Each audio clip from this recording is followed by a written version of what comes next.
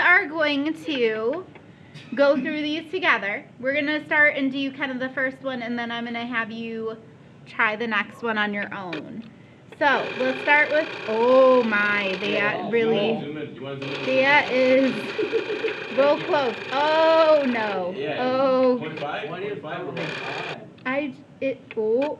Is this a lot? I mean, I'm trying to. Okay. It's Thursday. Also, here's a very important question. Where's number 1? 2. 2, 2, 3. Okay. 2, 3? Good stuff. All right. You know what they call this lesson? No.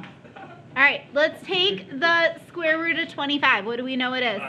5. Oh, 5. And then we got A2. The 4 divided by 2. A2. A2. J5.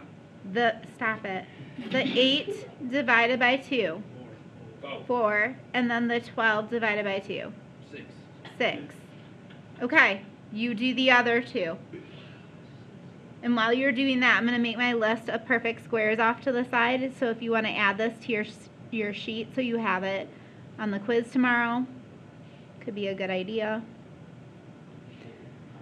Hey, twin, you want to let me know something real quick? What? Hold on. It's like that, right? Yeah. All right, man. Yeah. Wait, can it be a decimal? What? If you get a decimal, you did something really wrong. No, there's no decimals. What are you doing? What math are you doing, bro? Okay. I just got Judge Washington last night. Okay. Ooh. All right. Oh, wait. Let's go to Flint as a field trip. Okay.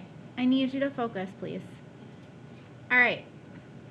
So you did the second number 2 and 3. Is it 9Y?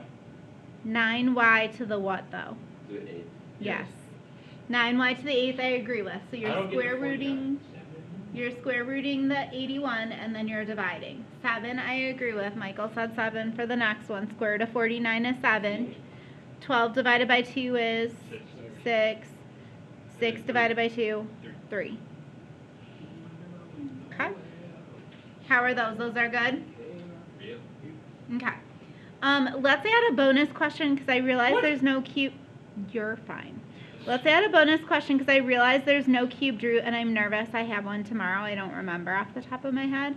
So let's add a cubed root.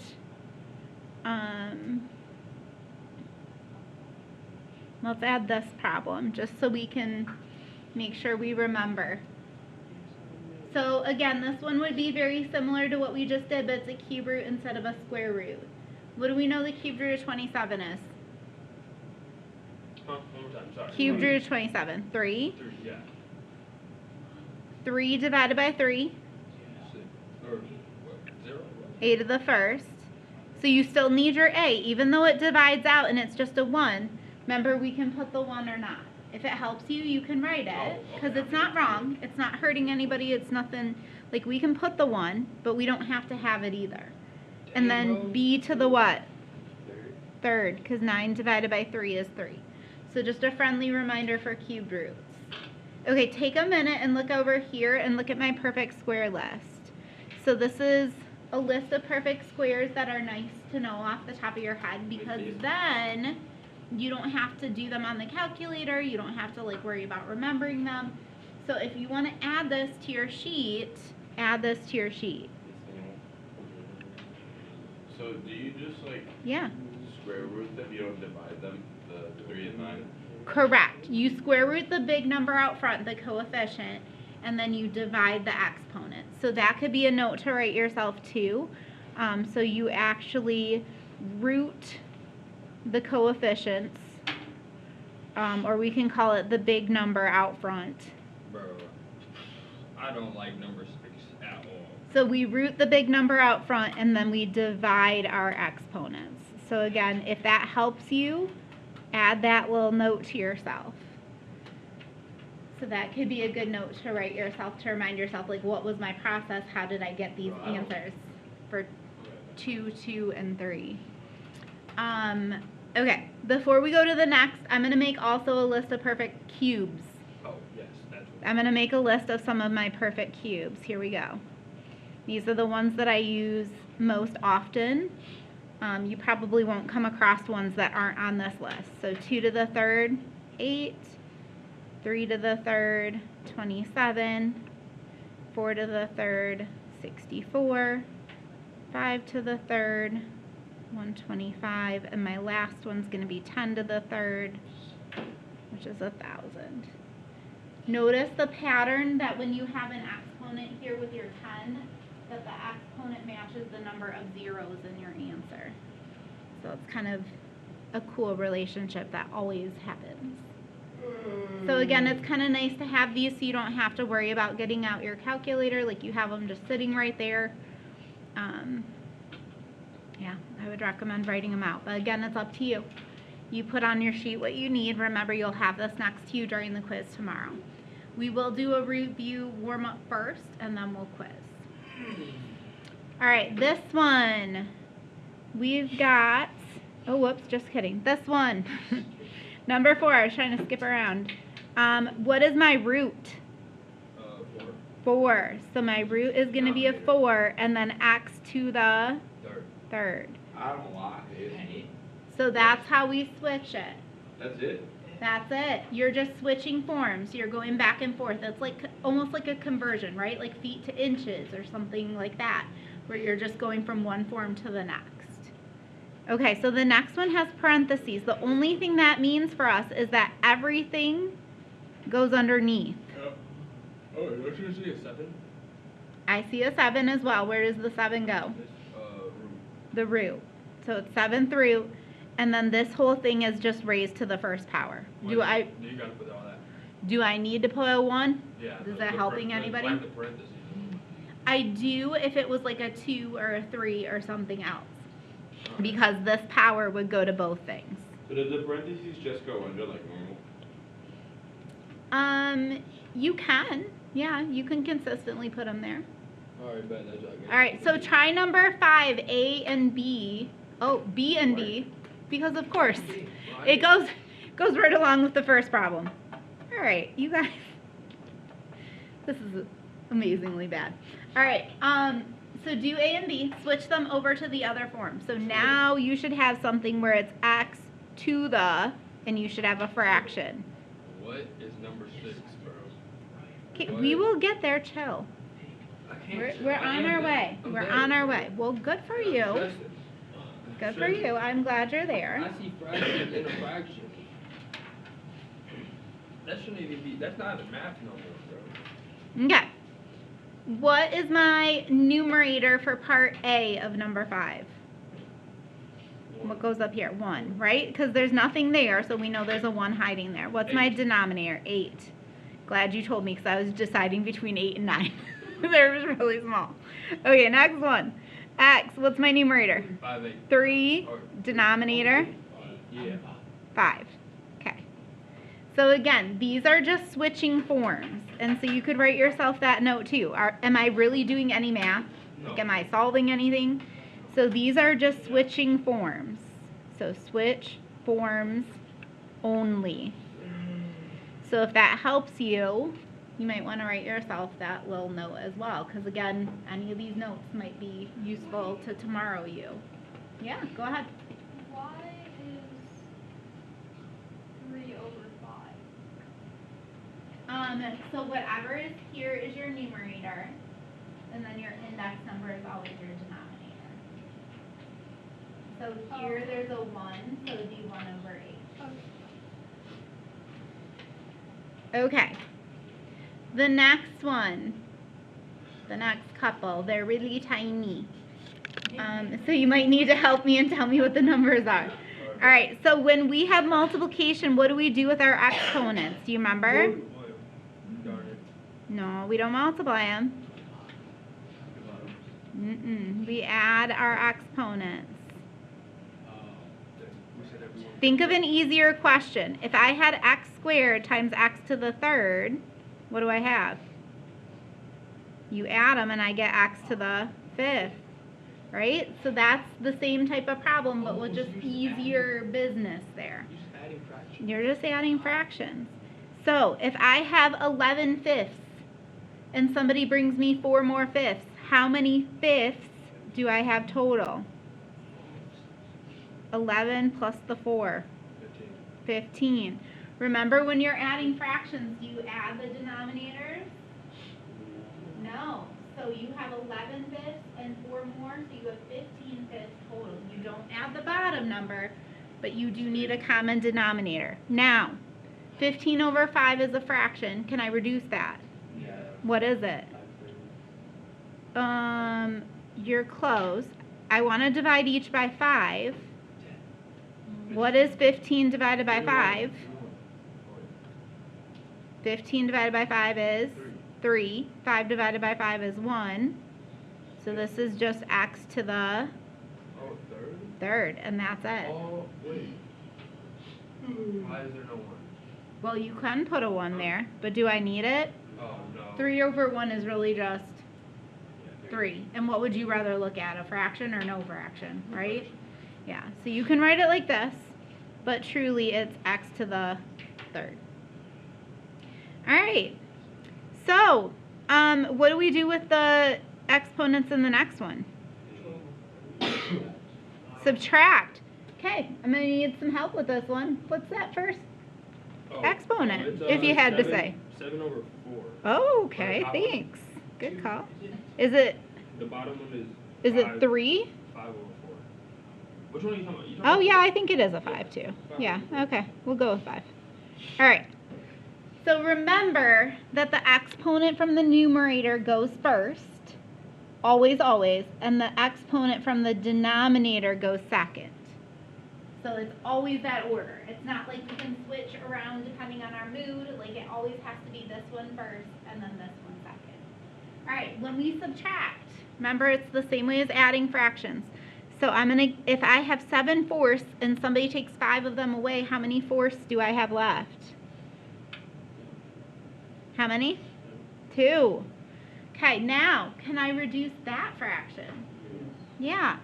Both the top and bottom are divisible by 2. So I'm gonna divide each by 2. So I get y to the, 2 divided by 2 is 1. 4 divided by 2 is 2. So I get y to the 1/2 power. It's just so confusing. Where'd I lose you? Wait. Where'd you get the division from? Oh, that's where you're simplifying? That's where I'm simplifying. So this is like if you just encountered the fraction 2/4 out in the world and somebody said simplify it, it's simplified to 1/2. Angel, do you have a question on any of them so far that I can answer? No, I think we'll just give up. No, we're not giving up. What's your question? Why is there like so many steps to it? Like, do you just divide everything like 30 billion times? So, no. Oops, I spelled subtract wrong. That's about par for the course this morning. So, if I had this division over this division, we're just subtracting exponents. So think about if you had y to the 5th over y to the 3rd, it'd be the same as y to the 5 minus 3, which is y squared. So we're doing the same thing. Our exponents are just trickier. Like we've left the good old days. You Yeah. just divide them together? You subtract them. So if it's, Oh. it says, yeah, because Because it's, think it's about- dividing, you're using like the simplification of. What about the division. 4? That's not like in it? Oh, because it's a fraction. So if you have 3/4 and you take away 1/4, you have 2/4 left. So the bottom number always stays the same. That's Oh. why you can subtract it. They have to be the same number on the bottom for you to add them or for you to subtract them. We're So- not gonna give you anything like 2/3 minus 1/2. Yeah, I'm not That gonna. makes sense. Yeah. So remember for this, if you had 5 y's in the top, this is why the subtraction works. Because you can cancel stuff. Yeah. So if it helps to remember it that way too. Okay. Oh, The next one is saying, this one is saying, please square root. I think I got it, low key. Please square root. Oh, tell me what you got. Wait, I wasn't ready for that. I thought we were just putting it together. Oh, well tell me what you think. I want to know what you Oh, think. I got 6, Yep. like squared, or not squared, but like, square rooted. Yeah, well, you already square rooted it. So this can be just 6. Oh, just 6? Yep, just 6 then because no, I'm you lost square then. rooted it. I'm lost then. Okay, so this is saying please square root the parentheses. Yeah, What do we know the square root of 36 is? 6. 6. So that's why I'm just writing 6. Okay. And then when I have a square root here, I divide. So I'm doing 8 divided by 2. 4. Now remember, if this one throws you for a loop, but the first couple problems were okay, could I rewrite this as the square root of 36x to the 8th? Wait, oh. Could I just rewrite it? Oh, okay, I get it. I got it. So if this is throwing you off and you don't like the format, switch it back to what you're... What about the 2 though? Because... The 2 is the 2 that's right here. This yeah, is the okay. square root. Alright, bet. That's what I kind of got too. Good? Yeah. You guys are asking great questions this morning. I was thinking Okay. Before I flip, Oh my is lord. there's only one on the back. You chill, and I didn't even put a There's shading. a back to this thing? Oh. Yeah, my there's God. one. You're fine. Oh my god. All right, you ready? Yes. Okay. You just can't give us a break, can you? Nope. Flip to the back. Okay, go to your Desmos. Remember we had this on the Kahoot warm-up. It said, how do you do this problem? And your choices were cry, use Desmos, Try more. cry some more. So go ahead and use Desmos This and is type it making in. sense. See if you can do it by yourself, because I'm not going to be able to help you tomorrow. Start by just plugging it in and see what you can come up with from there. Every time I do this, there's a Brennan passage from making murder. I don't know. That does not look good on me. I don't know. Okay, I'm going to freeze my screen so you guys can't see me doing mine. I Darn want it. you to try it. We were trying There's no shading. Do you see there's no shading? Yes. But there is domain and range. Aren't they all real numbers? Not for both. That's Darn if it's it. a cube root. So graph it first and look at it and see what you got. Oh, it's red. Oh. Literally. Literally. 1, 2, 3, 4, 5. Wait, so no shading? No shading. But we do need to do domain and range. Come on, bro. Oh, wait. This might be a slight. I'm done. Okay. I forgot. But Okay. how do you know if it's all real numbers? What makes it all real numbers? Just go ahead and take a guess, man. Well, See, I'm not you, bro. look at I'm your- not you. look I'm at- asking. It's look at your graph. I'm gonna wait just another minute before I unveil my graph, and then I'll talk through the domain and range. Or if they don't go to the negative, right? Well, if your graph stops, which this one does, right? Like there's like a hard stop. Yeah. Like it comes to a screeching halt at a certain point and there's no more graph. Literally. So that's how we know it's not all real numbers because it's not going to continue. It from don't got there. the arrows going both ways to show that it's infinity. Okay, is this what our graph looked like? Yep. Okay. All right, so let's remember this point is located where? 1. 1 comma 0, right? So this is what I talked about, remember, with the kids in 6th hour, and they really like thinking about it this way. This is your x, this is your y. Do you agree that's the starting point? Like it Yes. starts there and it keeps going. Oh, I do remember. So remember, domain is x and range is y. So for my domain, it's x Oh. values that start at 1. And where are they going from there? Wait, but that's. They're going up, so we're going to get bigger. So greater, x is greater than or equal to 1. Yes. How is that not a real number? What? But X, because it's like it never stops going. Right, it's going to go to infinity. That's why we're saying it keeps getting bigger. Oh. So we start at 1 and then we just go from there. And then the same for y. Where do we start with y? Look at your ordered pair. 0. You start at 0 and you go up from there. So this number, and if you want a highlighter, you can borrow one. This number always matches this number. And this number always matches this number. Now, remember the other way that I talk about it. Remember we think about where does your graph start? So no graph, no graph, no graph, no graph, graph. So where do I finally hit graph? in terms of x? At 1, and it gets bigger. So x is greater than or equal to 1. Again, no graph, no graph, no graph, graph. I finally hit graph at 0, and then it gets bigger. So when they're real numbers, they would both have to be real numbers. This would have to like dip down and continue the other direction. Like, So do you can't see just how put- there's I'm saying, nothing like- down here? Yeah, I'm saying like you can't just put like you can't put real numbers just for one of them. They have to both be real numbers. No, Something like that. no. One could be all real numbers and the other could not. In what case would that be? So right now we're working on graphs, and you guys are going to get there too in a couple days.